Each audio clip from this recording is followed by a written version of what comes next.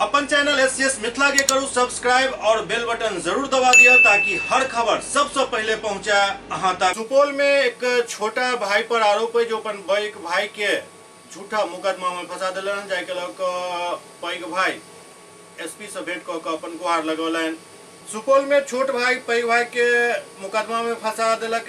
पीड़ित भाई एसपी से मिलकर न्याय के गुहार लगेलन।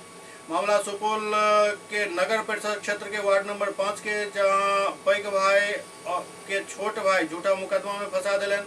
बताया जाते हैं 16 मार्च 2024 के अनुरुद्ध यादव अपन निजी आवास पर मिट्टी भराई के काम कर रहा छला। इस दौरान सीताराम यादव, गंगिया देवी, काजल देवी, पुष्पा कुमारी मिलकर अनुरुद्ध यादव और उनक पत्नी भोलन देवी के साथ मारपीट केलन। के बाद अनुरुद्ध यादव के पुत्र संजय यादव, उमेश यादव अपन घर पर एला और सीताराम यादव, गंगिया देवी, काजल देवी, पुष्पा कुमारी, संजय यादव और उमेश यादव के साथ फिर मारपीट केलन।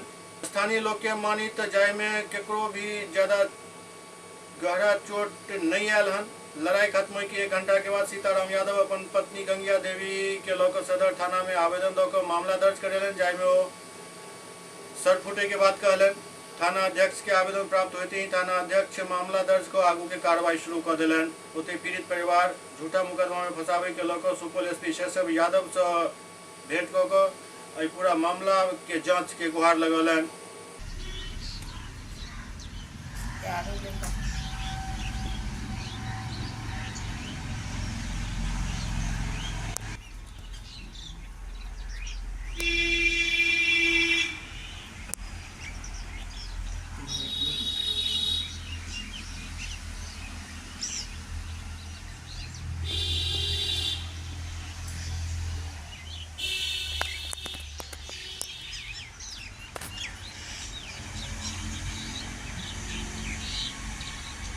वह टाट से ना उन्ना चलिए वो नहीं लेना है।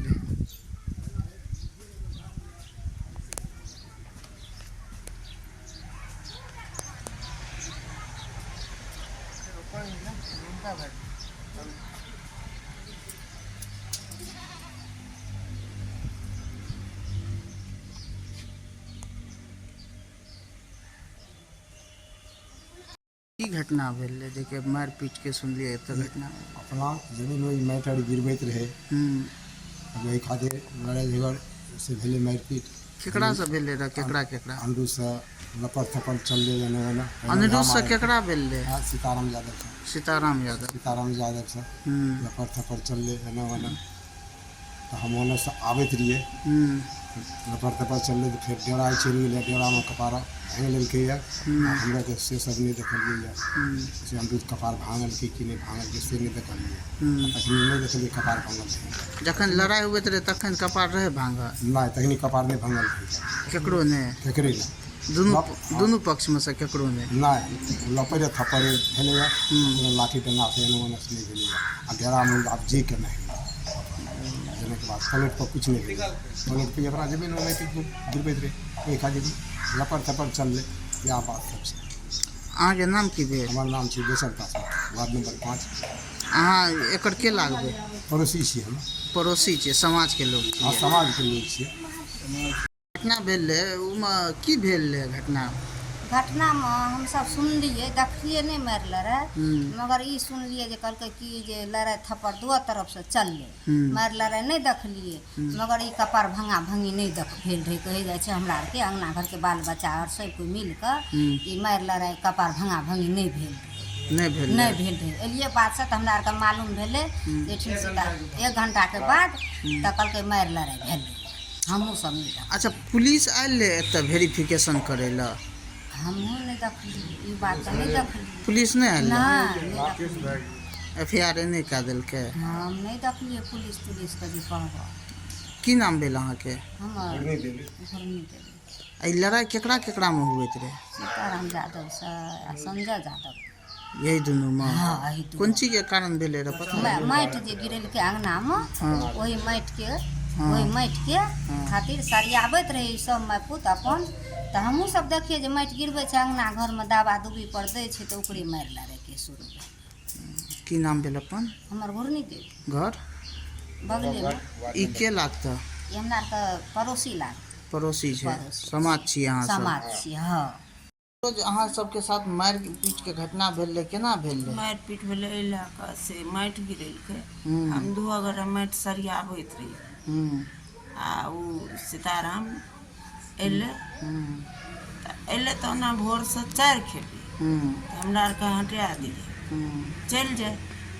आ तकर बाद से पछिला खेपी ऐसमके नानलकै देखै लए तऽ कहलकै तोरा माटि कोनो खरापी केलकै यऽ, तोहर टाट तोड़लकै यऽ, तोहरे ने मुक्का मारलकै यऽ, ओकरे जमीनमे तऽ छ तोहर फुट्टू आ टाटू।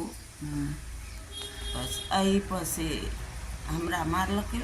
हमरा मारलकै जांघेमे जुत्ते लऽ कऽ मारलकै। के?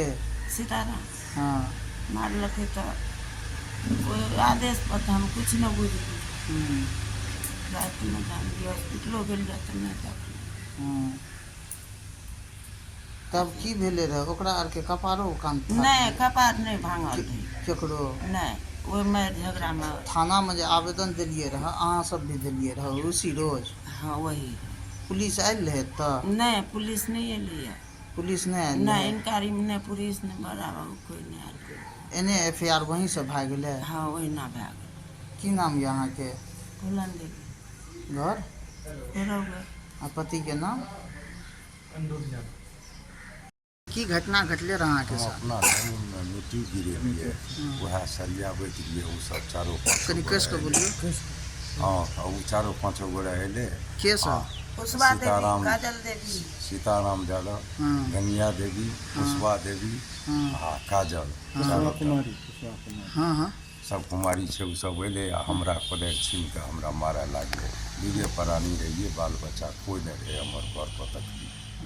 एकटा सुधा में दूध उघै छै, वो सुधे में रहे गाड़ी लेके आ इहो जे छै से घर पर नहीं रहे।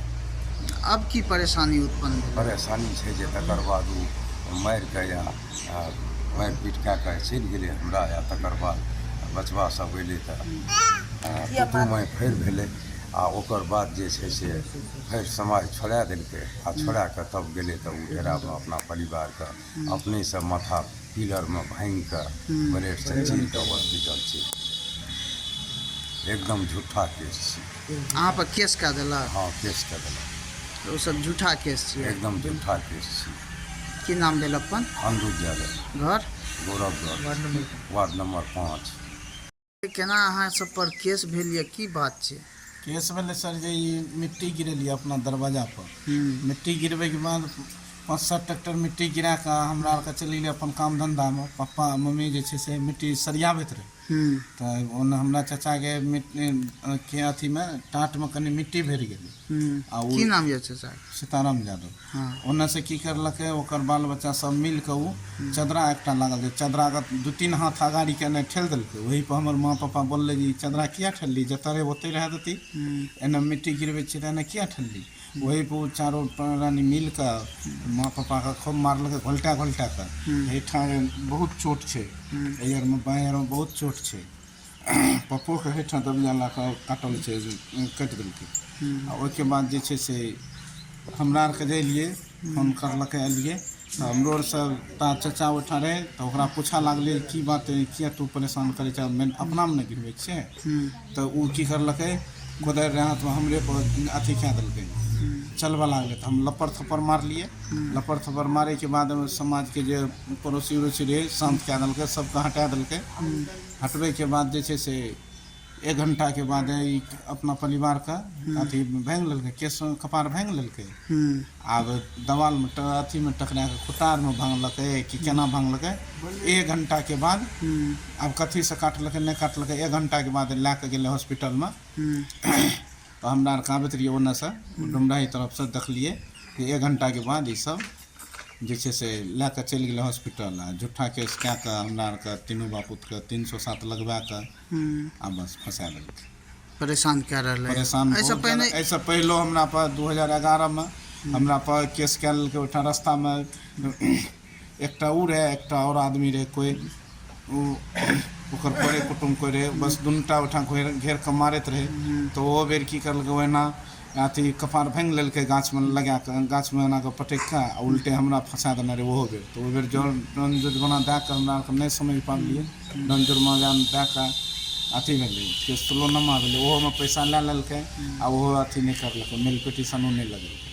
अहाँ सबके ऊपर जे केस ई बार बार करैया तऽ सर समाजमे एकरा लिए कोई पंचायत समाजमे कोइ जेना रिस्पॉन्स ओते सरिया कऽ नहि लै छै, बुझै छै भने अपनेमे दुनूटा उजरै छै। आ ई जे छै से बार बार हमरा आरके साथ अब कोन मामला छै नहीं छै, किया हमरा आरके पीछा पड़ल छै से समझ। एहिके लिए थानामे अहाँ सब आवेदन देलियै रहए? आवेदन ई चाचा भतीजामे अपने घरमे हमरा आरके की देबै, तऽ ओहि दिना जे छै से 16 तारीखके आवेदन देलियै। आवेदन देलियै तऽ हमर नहि सुनि कऽ अभी तक आब ओकर जे छै से केस तेस भए गेलै, 307 लगबा देलकै। काल्हि हमरा आरके कोर्ट गेलियै तऽ नक्कल निकाललियै तऽ नक्कलमे था लागलै जे केस भेल छै।